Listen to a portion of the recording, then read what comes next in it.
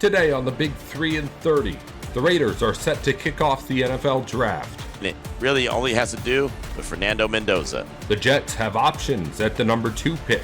4 options the New York Jets have with the number 2 pick in the NFL Draft. And the Cowboys have 2 picks in the top 20. The best options at 20, the best options available at 12. This is the Big 3 and 30 NFL, the 3 biggest stories in the NFL from our local experts at the Locked On Podcast Network. We bring you the real story, why it matters, what's next, who wins the big game, and more, all in 30 minutes. The Big 3 and 30 NFL starts now. Thank you for making the Big 3 and 30 your first listen of the day. Part of the Locked On Podcast Network, your team every day. Today's episode is brought to you by FanDuel. Download the FanDuel app now by visiting FanDuel.com and win $300 in bonus bets if your first $5 bet wins. The Las Vegas Raiders are officially on the clock with the number 1 pick in the NFL Draft. Your boy Q with Locked On Raiders takes a look at a pick that will likely end up being Fernando Mendoza. News and notes of the day, and it really only has to do with Fernando Mendoza, right? We've been talking, waiting to get to this moment. The time is now. The Raiders have the number 1 overall pick, and it's only going to be 8 minutes from the moment that Roger Goodell says the Las Vegas Raiders are now on the clock. They only have 8 minutes to turn in their card, and I don't think they're going to need 8 seconds to turn in their card, but I'm sure they're going to go ahead and exhaust it and let the 8 minutes run out to make it a little bit better for theater. I know there'll be a little bit of anxiety when it comes to Raider Nation because, well, as much as we all believe that Fernando Mendoza is going to be the guy, until we actually hear Roger Goodell say quarterback Fernando Mendoza, Indiana, then, you know, there's always a chance that maybe it's not. But I'm 99.999% sure that Fernando Mendoza is going to be the guy. But that's what's the beauty of this. I'll be so happy when I don't have to say 99.9%.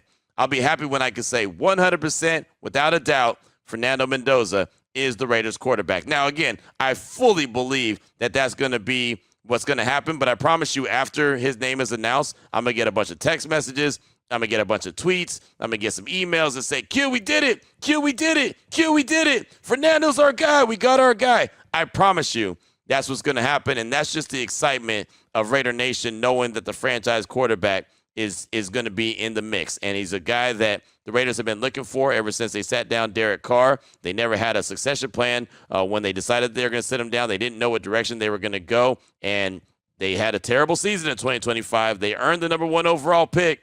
And now they have an opportunity to get their franchise quarterback. And getting that quarterback will give everybody hope. No matter who you talk to, no matter what team it is. When I talk to people that covered the Commanders, when they got Jaden Daniels, they got hope with that quarterback. Bears, they got hope with Caleb Williams. Bryce Young in Carolina, they got hope. Like every time a team gets a quarterback at that top spot or the top 2, top 3, whatever the case may be, that guy that they believe is that franchise quarterback, they get hope. The franchise get hope. The guys in the locker room get excited because here comes the guy that's going to come and change the trajectory of this team, and that's going to be Fernando Mendoza's job moving forward. So look forward to that. I did want you to hear Fernando Mendoza, who's been on really a media tour. No, he's not here in Pittsburgh. He's staying home in Miami with his family, which is fine. That's his, option, his choice. There'll be plenty of cameras. You'll hear from him right after he gets the selection. Matter of fact, he'll be on a Zoom call with Raiders media, so we'll be part of that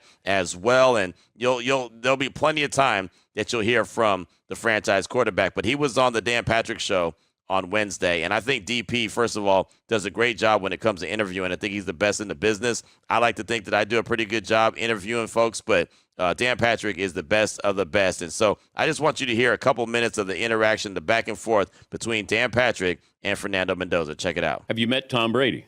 I have. I've met him in the official 30 visit at the Raiders. And how did that go? It was fantastic. He gave me the message that he's going to push me and he's not going to be all lovey-dovey. He's going to push me and that if the Raiders draft me, he is going to be, a mentor and wants to pour into whatever quarterback the Raiders have, whether it's me, whether they draft somebody else, or like the Raiders, they also signed Kirk Cousins.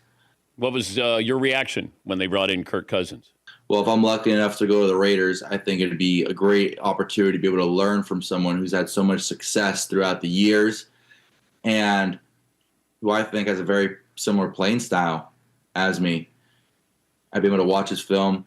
There was 2 years ago where I watched all his Minnesota Vikings pass tape, every single pass, whether it's incomplete, completion, throughout the entire season, which is a lot because NFL is a lot of games. Wait. So you went back and looked at all of his throws? Yeah, this is actually funny enough. This was maybe some foreshadowing, but this was a year ago when I was back in California, and there were a couple comparisons on, hey, you play a little bit like Kirk Cousins, Sam Darnold, just from our NFL guys. And so at that point, I was like, okay, let me watch these guys and see what they do, see what they do good and see what they do, they need improvement on. And so in this aspect, it was for my free time. And I love watching NFL ball. So after I was done with my process, I would watch 30 minutes or an hour of Kirk Cousins or Sam Darnold. And this past year, it was Matthew Stafford. Not saying I play like Matthew Stafford, but just someone great to learn from. And those experiences have helped me a lot, especially get adjusted to the college games and to see how quarterbacks process the defense. Love what I heard right there from Fernando Mendoza. And you see, it didn't even take a lot of words for Dan Patrick to get some good information out of Fernando, and hearing that he's studying these quarterbacks, Kirk Cousins, right? Sam Darnold, also studying who was the other quarterback? Oh, Matt Stafford this year. How could I forget Matt Stafford, the MVP? But, I mean, just the fact that he's studying film, he's checking them out, he's looking at these guys because, this is, who you kind of remind us of, and he goes and checks out the film. He's a student of the game.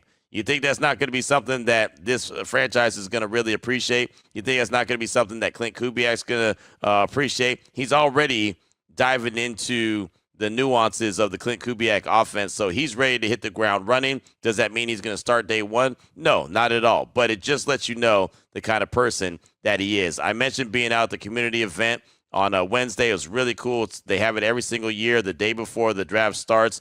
It's the last time that the players get an opportunity to go out there and just kind of be kids again, go out there and play. It's the Play 60 event that they always have.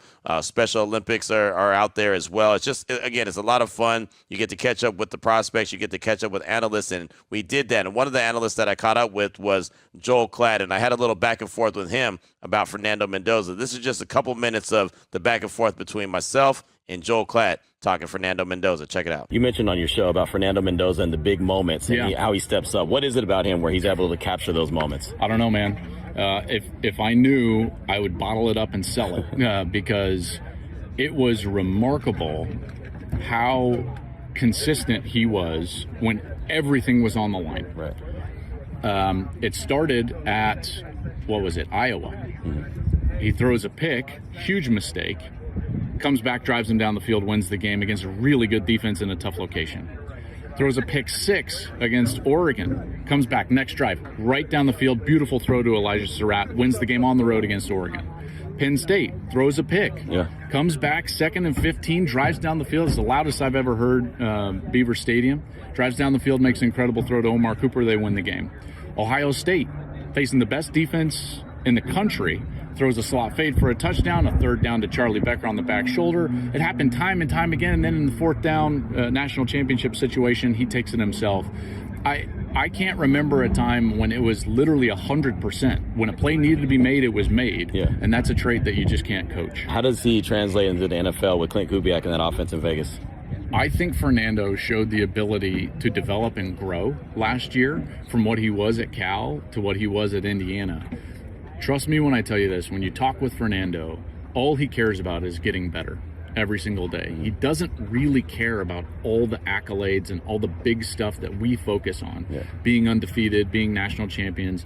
What he focused on every single day, and he would say it this way too, and I know it's a coach speak kind of nerdy answer, but he would say, I'm focusing on being the best Fernando Mendoza I can be today. Right. And to be honest, I think that resonates with that minority owner in Vegas with Tom Brady, because that's exactly the way Tom Brady was. I thought that was some more good information to bring to the table about Fernando Mendoza. Joel Klatt is on the call quite a bit for Big Ten games, so obviously he saw a lot of Fernando Mendoza there in Indiana, and he on his show said that there's something about Mendoza when you got to have it moments, he has it. And you heard him rattle off the games where he had to have it. After making big mistakes, was able to bounce back and clear it and just have that moment that his team needed and helped them go 16-0. He won the Heisman, but more importantly, they won the national championship game. And just the fact that he, every single day, even though it sounds like corny coach speak, he just wants to be the better version of Fernando Mendoza. And you heard what Joel Klatt said. think that minority owner, Tom Brady, is going to really like that because that's what Tom Brady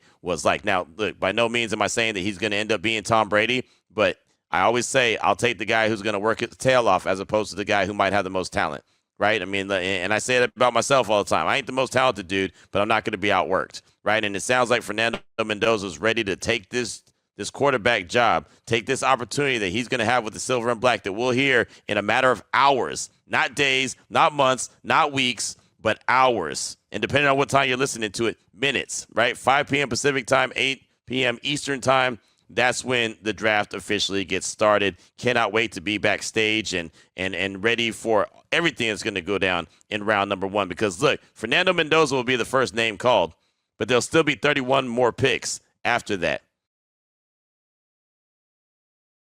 The NFL draft is this week, and every pick is a tradable moment on Kalshi. Will David Bailey or Arvell Reese be the number 2 pick? They are trading at 50-50, meaning you'll double your money if one of them wins. On Kalshi, you're trading against peers in a live market, meaning there's no house, and as the probability changes, you can buy in and out of your position. Trade the draft pick, the game, and more on Kalshi. For a limited time, download the Kalshi app and use code LOCKEDON to get $10 when you trade 10. Kalshi. Kalshi. Trade on anything. Welcome back to the Big 3 and 30 NFL. The Jets are sorting through their options at number 2, with both David Bailey and Arvell Reese tied closely to the pick. But John Butchko with Locked On Jets says there are even more options for New York. 4 options the New York Jets have with the number 2 pick in the NFL draft. And this is a very exciting day. It has been a long wait. In many ways, Jets fans have been waiting since September or October because the Jets, of course, started the 2025 season 0-7. The season was really over before it began. So we got an early start looking forward to the draft. And now here we are. The Jets own the 2nd pick and the 16th pick in the 2026 NFL draft. There will be at least 2 new players for the Jets tonight, and who knows, maybe there will be a third. Of course, the Jets currently own the number 1 pick in the 2nd round, so it would not be hard to trade up and get a 3rd pick in round 1. Let's start first things first. The Jets do own the 2nd pick in the draft, and this is in many ways the point where the real draft begins. And the reason I say that is there is not any mystery in what's going to happen with the number 1 pick. The Raiders will pick Fernando Mendoza, the Heisman Trophy winner, the national championship quarterback out of Indiana. Mendoza will be the quarterback of the future for the Raiders. The Jets will have to wait for their quarterback of the future. I don't think there's any chance they're taking somebody number 2 overall. Through the entire process, I wondered whether maybe Ty Simpson or another quarterback might emerge as a potential option at number 2 overall. I think we've seen that that's not going to happen. So that leaves the Jets with 4 options. One option is taking Arvell Reese. If you were to ask me as I'm recording this podcast what the most likely scenario is, I think it would be the Jets taking Reese. Sometimes what happens is the most obvious thing. Reese has been the most decorated player of the options the Jets have.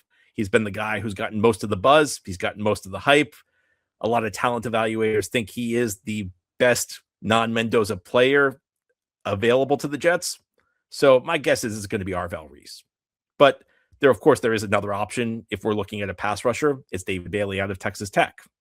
And through much of this process, Bailey has kind of been the alternative to Reese.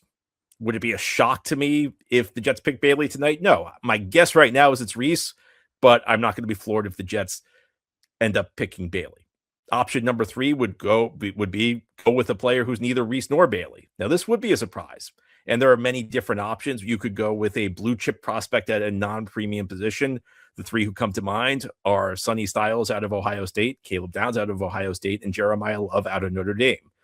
Those 3 are respectively a safety, a linebacker, and a running back. I think it would be a surprise to see the Jets go with a player at one of those positions at number 2 overall. But this is an unusual draft. I don't think the pass rushing prospects are as good as your typical pass rushing prospects you're discussing normally with the number 2 overall pick. So maybe you go with the guy who's the blue chipper at the non-premium position. Or maybe you go to Carnell Tate, who does play a premium position.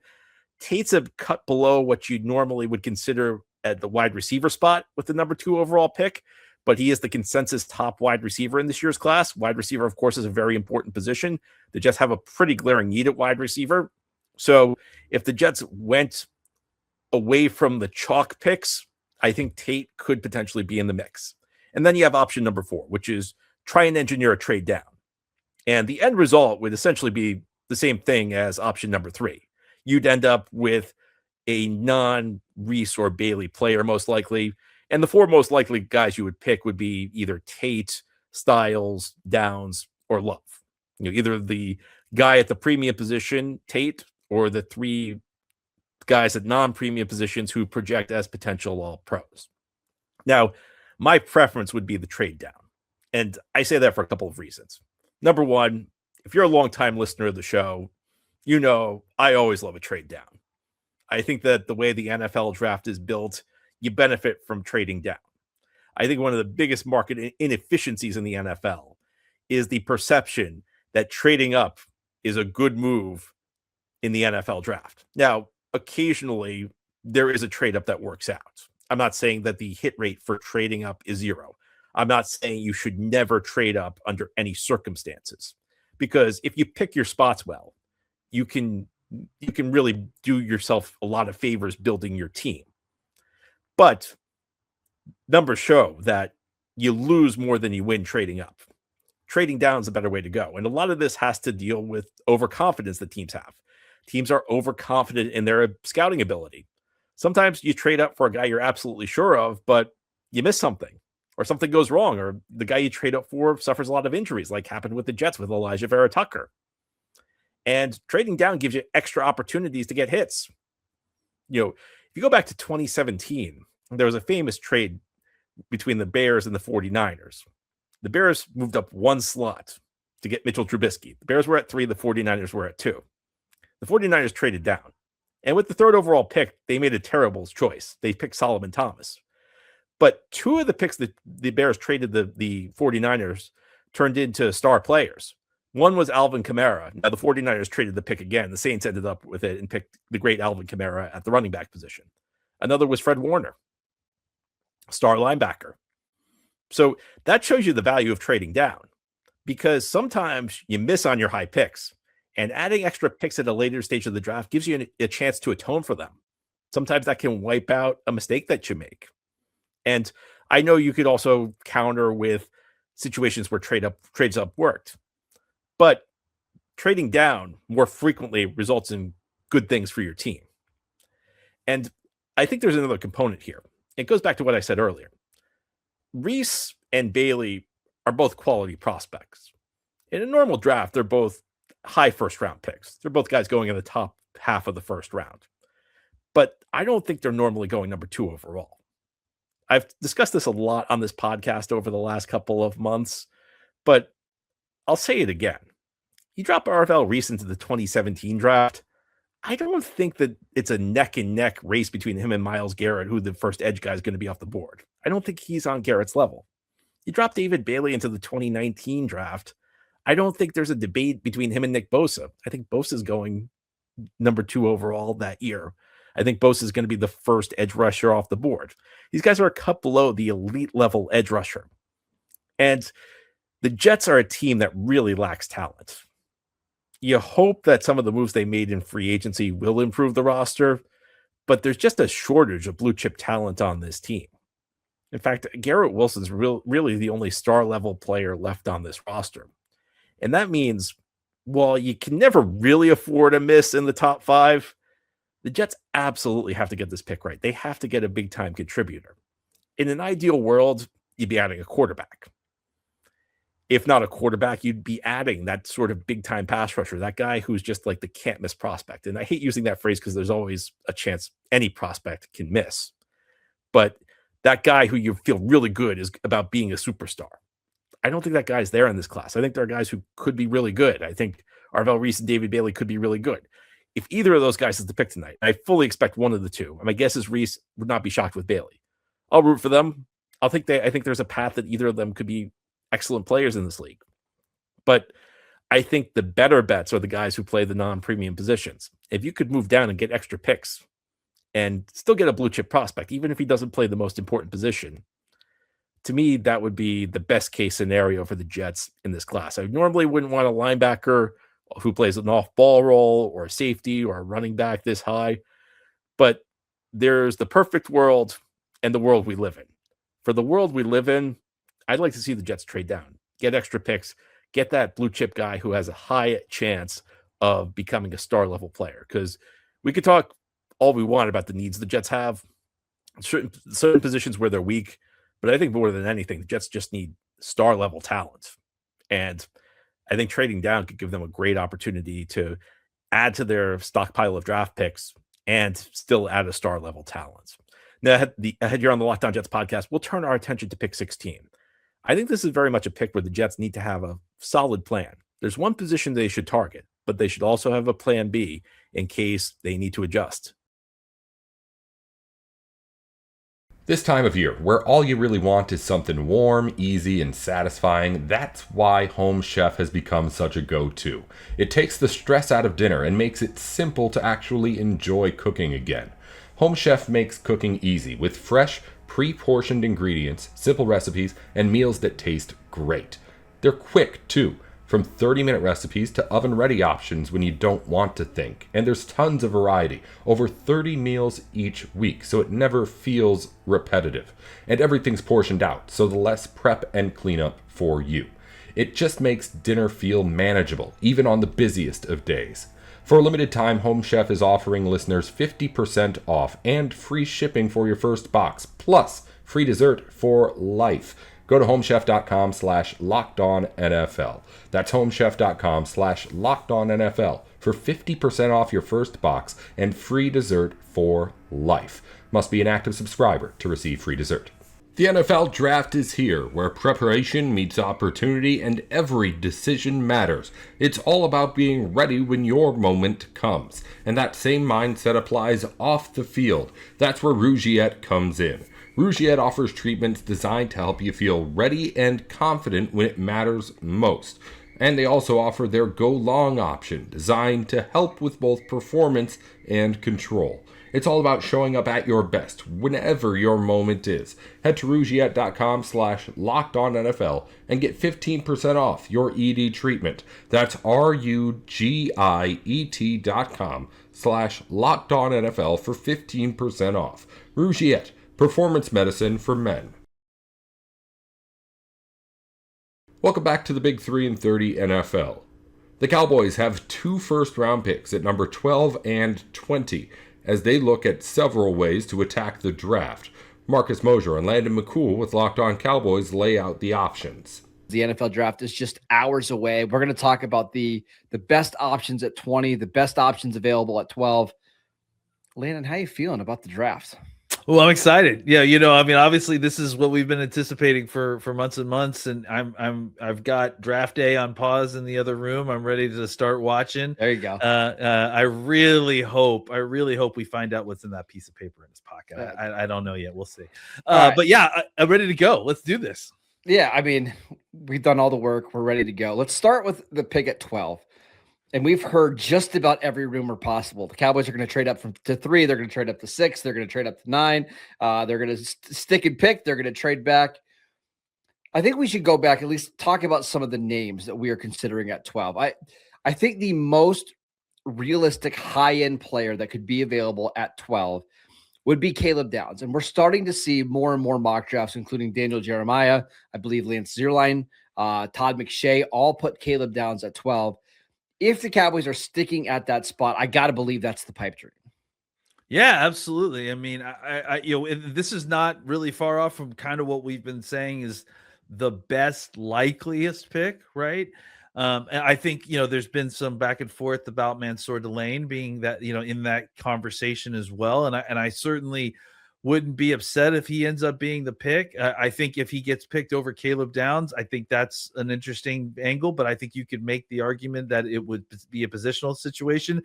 But the way that it's kind of unfolded these last few weeks, it feels like more and more you're not really going to get that choice. It's going to be you'll be lucky to get one or the other. Yes. So I think if Caleb Downs is the one that rolls Downs. I think, God, that's terrible. I think it would be a great scenario. Obviously, where the Cowboys had one of the few blue chip players in this draft fall to them because of simply positional value. And it's not super far-fetched to believe that it could happen. All you need is really 2 receivers to go inside the top 11 and at least 2 offensive linemen on top of a guy like Reuben Bain, who we're not sure the Cowboys would take at 12. And we've seen this before. Like, Caleb Downs is one of the best players in the draft, but he plays safety, and that's positional. That's historically a position that the league just doesn't value. Now, maybe in a wonky draft like this, he could fall, but we'll see. The next guy that I wanted to mention is Mansour Delane, and this is the other player that has been mocked to the Cowboys the most at number 12, at least on the defensive side of the ball. You're seeing a bunch of mock drafts with Delane either going at 8 to the Saints, 9 to Kansas City, or 12 to the Cowboys. And it really feels like if he can get past the Saints and the Chiefs, it's pretty likely that he's going to be available at 12. And I think you and I would both be thrilled with that pick. Yeah, I mean, again, like to be mentioned in the same breath as potentially being a choice between him and Caleb Downs shows you how we feel about him. And I think, clearly cornerback 1, a guy who I think would be a really good fit for the defense. Would absolutely be another home run pick if the Cowboys were able to get him at 12. And I was thinking about this today. If they take Delane at 12, man, you just feel so much better about your cornerback room. You've got Delane and Deron Bland, and then behind them you've got Kobe Durant, who you feel really good about as a backup outside cornerback. You've got your developmental project and Savon Ravel. And then you even got guys like Kendrick and Kalen Carson behind them, giving you quality depth. You're still looking for that slot defender, but I just feel so much better about their secondary as a whole if you're able to get Delane at 12. Yeah, 100% agree. And it's an area where obviously you feel like you've got a coach who has an expertise there. So you feel really solid about his ability to coach him up. Not that he needs a ton of coaching up. Yeah, I'm pretty sure he didn't allow a touchdown last year, and I don't think he had any penalties either. So yeah, I mean, I think he's a guy that's really going to be an elite player in this league. I think if he can kind of hit his ceiling and if you get him with a coach like this, it really helps that along. All right, I wanted to mention, I think Sonny Styles, Arvell Reese, David Bailey, those would all be potential trade-up options. I just haven't seen a mock draft over the last 2 weeks where any of those guys falls past pick 7, but I thought we should at least mention them. And then Landon, after that, after Mansour Delane and Caleb Downs, it gets really fascinating for the Cowboys. And we should talk about Jordan Tyson, because I don't think you and I have had this conversation yet because you decided to skip out on draft week. Jordan Tyson has been somebody who has gotten a lot of attention and buzz with the Cowboys. I think it was Jeremy Fowler who said the Cowboys have a very high grade on Tyson. Do you believe he could be the pick at 12 if they are wiped out on defense? Yeah, I mean, I think it sounds like it's a very real possibility. I think that for the Cowboys, it's if they have him graded, at a tier that's above the next best defensive player, then I certainly don't love it. I don't love it at all. It would be my least favorite choice. But I think it still would be. Well, no, I can't say it. It would be my second least favorite choice. My least favorite choice would be them reaching really bad for a tier below a player just because they felt like they needed defense. So I wouldn't love it. And I do think that there is a chance that there's some smoke here and that this is an opportunity to try to get somebody to come trade in front of him or trade back or something like that. But it's a situation that I think we should be seriously considering, and I don't love it, but I also think you can't double down on bad luck by making a bad decision and reaching past a player who's not worth 12. I have very mixed feelings on this. I love Tyson, the player. I think if he were fully healthy, like I would have him as a top 5 or 6 player in this class, but he's missed like 35% of his career games. And I know a lot of it is stemming from one injury. I think he moves like Amari Cooper. He runs routes like Amari Cooper. Yeah. He's not great after the catch like Amari Cooper, and he gets banged up like Amari Cooper. So I've always been a fan of that style of player, and I think it fits really well with Brian Schottenheimer. I think if the Cowboys picked him at 12, I would understand it. I wouldn't love it, but I'm with you. I think the scarier option is what happens behind those guys, because if you're drafting the next highest rated defensive player, at least based on consensus boards and all that stuff, you're looking at like someone like Dylan Thieneman, who we both really like, but we haven't really heard any buzz about Dylan Thieneman and the Cowboys. After that, it's guys like Colton Hood and Keldrick Falk, and I don't think any of those guys should be the pick at 12, and I would be very upset if that was the case. I think you mentioned that we haven't heard anything about Thieneman. I it'll be interesting to see if maybe that's intentional once we get to draft night and we hear his name called. Like if that's like the backup plan, or like, hey, if we get wiped out and we're taking Thieneman, I'll be like, okay, you know what? It's fine. I'm good with it. If we're including Thieneman in that group of defenders that the Cowboys will take at 12, like they will take at 12, then suddenly I feel a whole lot more comfortable. I feel so much better, but we don't know. We haven't heard anything. So maybe, but again, maybe that's why. Maybe we haven't heard anything, because when we do hear things, it's usually because they don't like somebody, right? Yeah. So, and we should mention a player that we've heard that maybe they don't like is Ruben Bain, the pass rusher for Miami. Now, there have been some conflicting reports out there. I know Brian Broaddus is very adamant that the Cowboys don't love Ruben Bain, but he could be another one that maybe you get on the clock and you have some of those arguments between coaches and pass rush coaches, and you find a way to get him on the roster. Yeah, I mean, it certainly wouldn't be the first time we heard the Cowboys didn't like someone and they drafted them. So it would be not exactly par for the course, but not breaking precedent either. All right, so just to recap, assuming the Cowboys don't trade up for Arvell Reese, Sonny Styles, David Bailey, the most likely names that are going to be picked at 12 would be Caleb Downs, Mansour Delane, Jordan Tyson. We're hoping that Dylan Thieneman and Ruben Bain are on that list. I think after that, guys like Keldrick Falk, Hakeem Mesidor, and Colton Hood would be options.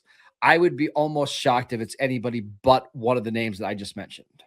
Yeah, and I think we will be shocked if it is one of the. I mean, we've been shocked before, and they've taken the guys off of not on our short list before. So, but yeah, I agree. I think that's a good list of targets that the Cowboys could potentially take at 12.